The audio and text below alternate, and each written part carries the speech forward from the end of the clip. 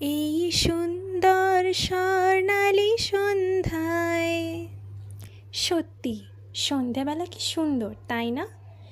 তাই এই সুন্দর সন্ধেবেলায় কিছু মুখরোচক খাওয়ার জন্য নিয়ে এসেছি একটি নতুন রেসিপি, ঝালমুড়ি।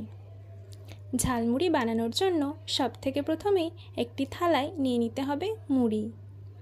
এরপর একটি পাত্রে শসা কুচি, টমেটো কুচি, বাদাম ভাজা, সেউ ভাজা, পেঁয়াজ কুচি, লেবুর রস, নুন ও ভাজা মশলা নিয়ে নিতে হবে।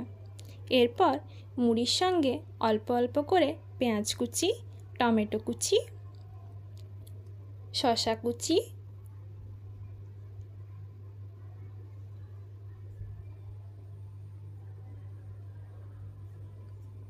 চানাচুর,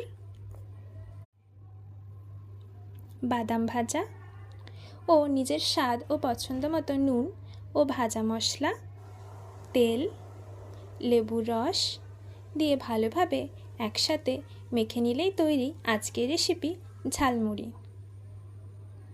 বৃষ্টির দিনে সন্ধেবেলায় খাওয়ার জন্য একটি মুখরোচক রেসিপিটি ভালো লেগে থাকলে লাইক, শেয়ার ও সাবস্ক্রাইব করবেন। ধন্যবাদ।